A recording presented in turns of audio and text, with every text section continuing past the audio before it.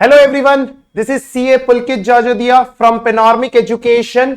हम हमारे goods and service tax that is indirect tax के जो अमेंडमेंट सीरीज कवर कर रहे हैं, उसमें ये नेक्स्ट वीडियो सेशन है जहां हम कवर करने वाले हैं all the amendments that have taken place in notification number 13/2017 that is of reverse charge.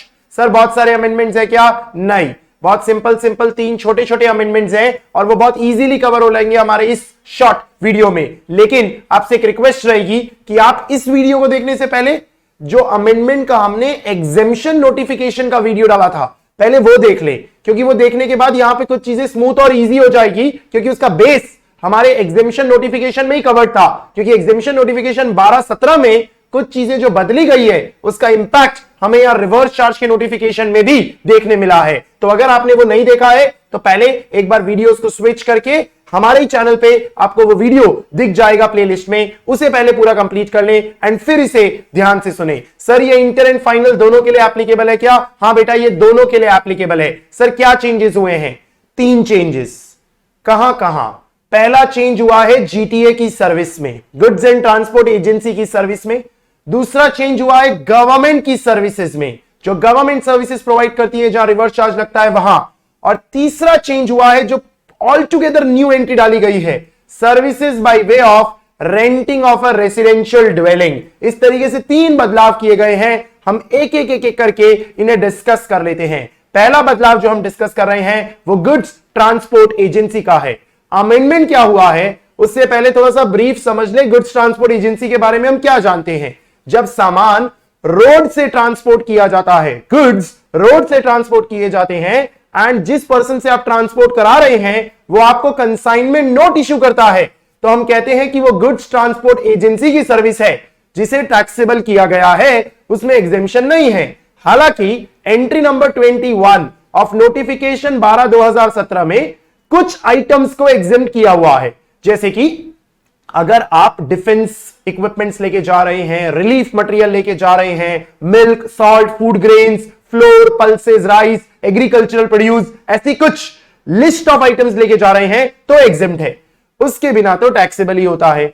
और यह भी आपको पता होगा कि अगर जीटीए ने सर्विस प्रोवाइड की है किसी अनरजिस्टर्ड पर्सन को तो भी उसके ऊपर जीएसटी नहीं लगता है, यानी वो एग्जेम्प्ट होता है। यानी अगर यूज्ड हाउस होल्ड गुड्स या पर्सनल सामान एक जगह से दूसरी जगह जीटीए के थ्रू ट्रांसपोर्ट कराते हैं तो एग्जेम्प्ट है। ये बातें तो मैंने सिर्फ आपको रिवाइज करने के लिए थोड़ा सा जीटीए का आइडिया दिया, जिसमें अभी तक जीटीए में क्या होता था कि अगर सर्विस प्रोवाइड की जा रही है by GTA to any specified person, जिस स्पेसिफाइड पर्सन में 7 लोगों का नाम लिखा है, तो हम कहते थे कि इस ट्रांजैक्शन पे रिवर्स चार्ज लगेगा अगर जो जीटीए है उसने 6% प्लस 6% दैट इज 12% पे जीएसटी पे नहीं करना है, 2.5 प्लस 2.5 5% पे जीएसटी पे करना है तो रिवर्स चार्ज लगाएंगे, नहीं तो रिवर्स चार्ज नहीं लगेगा। मतलब if GTA is paying taxes at 6 plus 6 12% तो उस पे कोई रिवर्स चार्ज नहीं हो सकता। But if GTA is paying taxes at 2.5 plus 2.5 5% का पेएबल है तो उस पे रिवर्स चार्ज होगा। ये आपको अभी तक पता था, लेकिन अब चेंज क्या किया गया है? चेंज बहुत ही छोटा सा है, पर वो चेंज ये है कि गुड्स ट्रांसपोर्ट एजेंसी में जब लिखा था who has not paid CGST at 6 यानी 6 प्लस 6 12, इस बात को कट कर दिया गया है। इसे कट कर दिया है मतलब अब हर जीटीए सर्विस पे रिवर्स चार्ज लगेगा। एनी जीटीए सर्विस जो टैक्सेबल है वो रिवर्स चार्ज में है। इजी हो गया ना? अब आपको यह देखना ही नहीं है कि जीटीए 6 प्लस 6 की टैक्स रेट है या जीटीए 2.5 प्लस 2.5 की टैक्स रेट है। सीधे आप कहोगे any supply of service in nature of transportation of goods by GTA to 7 specified people will be taxable under reverse charge. Simple, इतना ही चेंज छोटा सा हुआ है जीटीए में। अगर हम इसे डायग्रामेटिकली देख लें तो देखिए आपके लिए एक छोटा सा डायग्राम बनाया हुआ है, आप आराम से इसे साथ में ड्रॉ कर सकते हैं। स्क्रीन पॉज करके ड्रॉ कर लीजिएगा, सुनिएगा यहां हमने क्या बनाया है। जीटीए सर्विस प्रोवाइडर है, जीटीए सर्विस प्रोवाइडर है। इन 7 स्पेसिफाइड लोगों को, ये 7 स्पेसिफाइड में कौन होते हैं वो आप पहले से जानते हैं। कोई बॉडी कॉर्पोरेट होगा अंडर लॉ, कोई पार्टनरशिप फर्म होगा जो हो सकता है रजिस्टर्ड है पार्टनरशिप एक्ट के हिसाब से या नहीं है, या कोई जीएसटी में रजिस्टर्ड पर्सन है, या कोई कैजुअल टैक्सेबल पर्सन रजिस्टर्ड है। ऐसे 7 लोगों की लिस्ट दी हुई है। अगर इन 7 में से कोई है और वो ट्रांसपोर्ट सर्विस टैक्सेबल है, टैक्सेबल क्यों? क्योंकि अगर अदर देन 7 स्पेसिफाइड होता है तो एग्जेम्प्ट हो गया ना, एग्जेम्प्ट हो गया तो बात ही खत्म हो गई। अगर टैक्सेबल है तो वो टैक्सेबल रेसिपिएंट के लिए रिवर्स चार्ज में जाएगा। रेसिपिएंट मतलब कौन? The person who is liable to pay freight. Person liable to pay freight consignor भी हो सकता है, कंसाइनी भी हो सकता है, डिपेंडिंग अपॉन की कॉन्ट्रैक्ट किसके बीच में हुआ है। तो जीटीए सर्विस प्रोवाइडर है और कंसाइनर या कंसाइनी सर्विस रेसिपिएंट है। The person who is liable to pay freight is liable to pay GST under reverse charge to the government if it belongs to one of the 7 specified recipient. पहले ऐसा होता नहीं था sir. पहले कैसे होता था? पहले जीटीए का चेक करना पड़ता था कि भाई जो जीटीए है ना वो 6 + 6 12 वाला है, या जीटीए है ना 2.5 + 2.5 5 वाला है। अब वो सब मैटर ही नहीं करता, अभी दिमाग ही नहीं लगाना है। जीटीए है, रिवर्स चार्ज ही होगा अगर टैक्सेबल है, और अगर टैक्सेबल ही नहीं है तो बात ही खत्म हो गई ना। इस तरीके से यहां एक चेंज हुआ। अब चेंज एक ही नहीं है, यहां चेंज 2 है।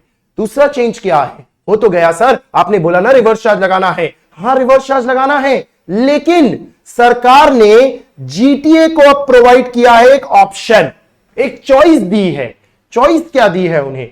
चॉइस ये दी है कि इस नेचर ऑफ सर्विस पे हमने वैसे तो रिवर्स चार्ज लगा दिया है, लेकिन अगर आप चाहें तो खुद अपनी इच्छा से इस पे फॉरवर्ड चार्ज चूज कर सकते हैं। यू मे ऑप्ट टू पे जीएसटी अंडर फॉरवर्ड चार्ज और जीटीए में ऑप्ट, ये उसकी चॉइस है। अगर वो ऐसी चॉइस एक्सरसाइज करता है तो जीटीए जब इनवॉइस बना के देगा the person liable to pay freight को, जो कंसाइनर या कंसाइनी होगा, तो उस पे वो क्लियरली जीएसटी डालेगा और डिक्लेरेशन देगा इनवॉइस पे। डिक्लेरेशन देगा इनवॉइस पे कि भाई इसके ऊपर जीएसटी तुम्हें भरने की जरूरत नहीं है, रिवर्स चार्ज में मैं भर दूंगा, मुझे दे दो, क्योंकि मैंने ऑप्ट किया है कि मुझे फॉरवर्ड चार्ज में रहना है। ये ऑप्शन आपने जिस साल सिलेक्ट किया उस साल 20 साल में चेंज नहीं कर सकते। यानी once an option has been exercised it can not be withdrawn during the remaining part of the financial year. फिर अगले साल सर नहीं करना ऑप्शन एक्सरसाइज, चलेगा। यानी साल दर साल चेंज कर सकते हो, बट एक बार आपने ऑप्ट कर लिया किसी साल के लिए तो उस साल के लिए तो अब आपको इसी में रहना पड़ेगा। यानी जीटीए के पास चॉइस है। तो करना क्या है? जीटीए कोई भी सर्विस देता है अगर वो टैक्सेबल है तो रिवर्स चार्ज में ही है। पहली बात, रिवर्स चार्ज में ही है, वो स्पेसिफाइड रेसिपिएंट ही उसके ऊपर जीएसटी पे करेगा। बट जीटीए के पास ये ऑप्शन है, जीटीए के पास ये ऑप्शन है कि वो एक डिक्लेरेशन देके एक्सरसाइज करे ऑप्शन कि मैं फॉरवर्ड चार्ज में ही जीएसटी पे कर दूंगा।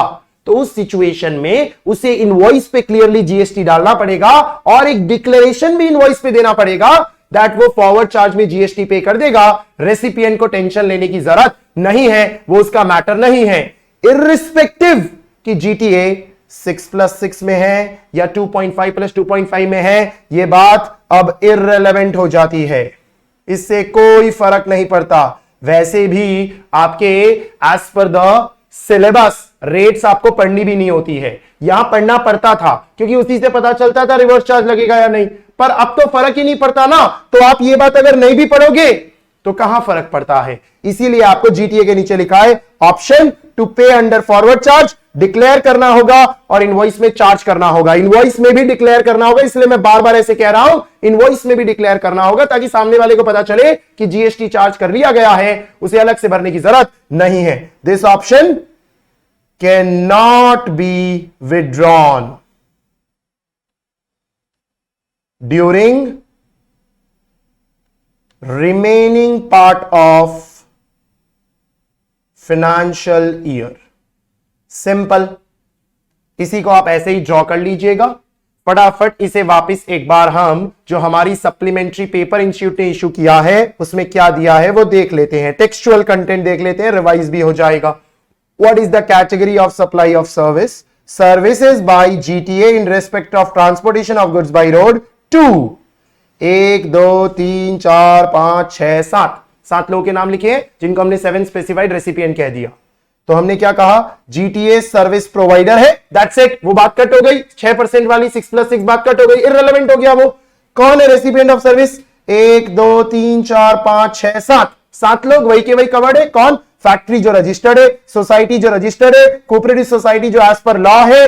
जीएसटी के अंदर अगर आप कोई भी पर्सन हो और रजिस्टर्ड हो, बॉडी कॉर्पोरेट जो अंडर लॉ है, पार्टनरशिप फर्म रजिस्टर्ड हो या अनरजिस्टर्ड हो, ये याद रखना, वेदर रजिस्टर्ड और नॉट, बाकी सब जगह रजिस्टर्ड लिखा है। और कैजुअल टैक्सेबल पर्सन का तो रजिस्ट्रेशन वैसे ही मैंडेटरी होता है, जो हम रजिस्ट्रेशन चैप्टर में देखते हैं। तो अगर ये साथ है तो इस पे रिवर्स चार्ज लगेगा। लेकिन फिर हमें आगे जाके क्या कहा है? Nothing contained in this entry shall apply where supply has taken the registration, GTA has taken the registration and exercise the option to pay tax on services on GTA under forward charge and the supplier has issued a tax invoice charging GST at the applicable rate and made the declaration in such invoice issued by him। तो पहले option exercise किया है और फिर invoice के अंदर GST charge किया है एंड उसमें डिक्लेरेशन भी दिया है कि इसके ऊपर जीएसटी मैं भरने वाला हूं, तो उस केस में कोई भी तरीके का रिवर्स चार्ज नहीं लगाया जाएगा। सर एक छोटी सी बात यहां और दी हुई थी, वो क्या है? वो तो बेटा पहले से ही आपने पढ़ी हुई होगी, वो तो सेम ही है।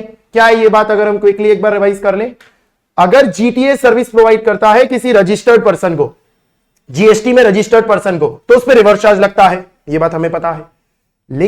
लेकिन अगर वो रजिस्टर्ड पर्सन गवर्नमेंट है, डिपार्टमेंट एजेंसी है, लोकल अथॉरिटी है, ऐसा कोई है, तो अगर उन्होंने registration only for the purpose of TDS लिया है, only for the purpose of TDS लिया है, बाकी अदरवाइज उनका रेगुलर रजिस्ट्रेशन नहीं है, सिर्फ टीडीएस के लिए उन्होंने रजिस्ट्रेशन लिया है, तो उस केस में वो एग्जेम्प्ट हो जाता है।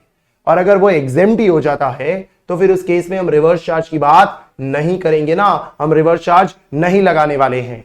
फिर से, अगर जीटीए ने सर्विस प्रोवाइड किया है किसी रजिस्टर्ड पर्सन को, पर वो registered person normal registered person नहीं है, that person has taken registration only for the purpose of deducting TDS as per section 51 of CGST act, तो उस केस में उस पर रिवर्स चार्ज नहीं लगने वाला है, क्योंकि उसको हम वैसे ही कवर कर लेते हैं जब हम नोटिफिकेशन के अंदर 12-17 के अंदर पढ़ते हैं एंट्री नंबर 21B में कि वो एग्जेम्प्टी है। तो जब एग्जेम्प्टी हो गया तो रिवर्स चार्ज कैसे लगेगा? तो ये कोई अमेंडमेंट नहीं है, ये सिर्फ मैंने आपके साथ डिस्कस कर लिया कि भाई यहीं पे दिया है तो यहां क्या चेंज हुआ है। That was our first change GTA related. Second change, 3 amendments का हमने, सेकंड चेंज क्या हुआ है? सेकंड चेंज गवर्नमेंट में हुआ है।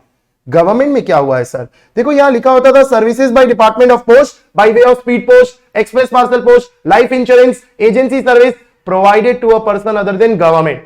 ये पूरा कट हो गया, ये पूरा कट हो गया। एंड दैट इज वाई मैंने कहा था ये वीडियो देखने से पहले एग्जेम्पशन की वीडियो देख लो।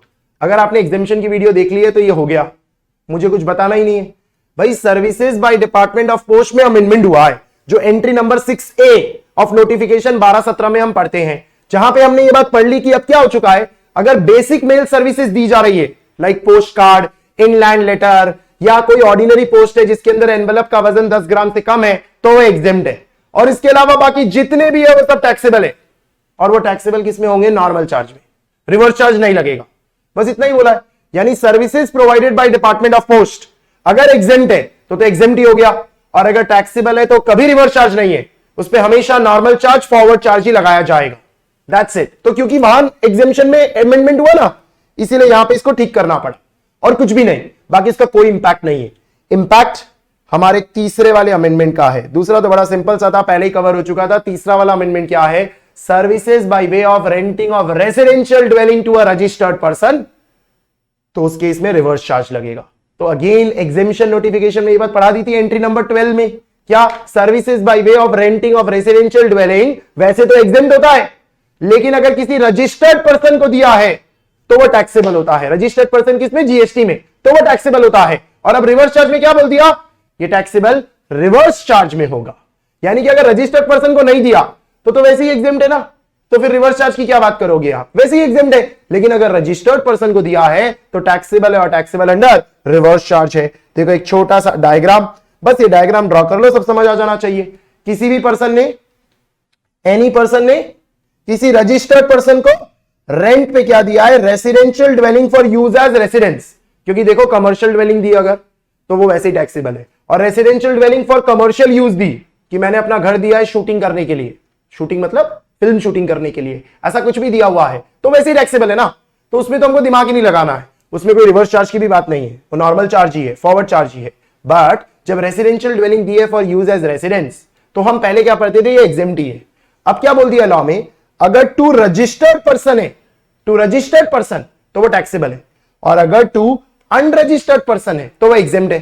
तो अगर टू अनरजिस्टर्ड पर्सन है तो एग्जेम्प्ट ही हो गया, तो टू रजिस्टर्ड पर्सन जो टैक्सेबल होगा वो टैक्सेबल रिवर्स चार्ज में किया जाएगा। बस सिंपल इतना सही है रिवर्स चार्ज। तो अगेन आपने एग्जामिनेशन में जो पढ़ा था वाले खाली उसी को कंटिन्यू किया हुआ है और रिवर्स चार्ज लगा दिया है और कुछ भी नहीं है।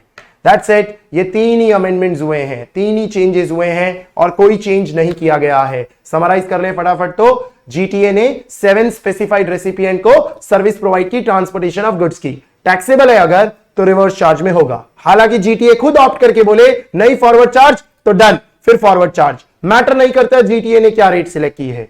Services by department of post है तो कुछ 3-4 चीजें एग्जेम्प्ट की हुई है, लेकिन उसके अलावा कुछ भी है तो टैक्सेबल है और टैक्सेबल फॉरवर्ड चार्ज में है। तीसरा, services renting of residential dwelling for use as residence है, किसी रजिस्टर्ड पर्सन को तो टैक्सेबल है और रिवर्स चार्ज में टैक्सेबल है, बाकी अदरवाइज तो वो एग्जेम्प्ट ही है। इसका एक एग्जांपल हम ऐसे कवर कर सकते हैं कि कोई कंपनी है, कोई कंपनी ने कोई जगह ली है रहने के लिए, तो रेसिडेंशियल ड्वेलिंग ली है रहने के लिए। सर कंपनी कैसे रहेगी? कंपनी नहीं रहेगी, कंपनी के एम्प्लॉइज रहेंगे, पर जगह तो कंपनी ने ली है ना, खर्चा तो कंपनी करने वाली है क्योंकि कंपनी अपनी एम्प्लॉइज को एक बेनिफिट दे रही है। तो उस सिचुएशन में वो टैक्सेबल होगा और उस पर रिवर्स चार्ज कंपनी को पे करना पड़ेगा सरकार को।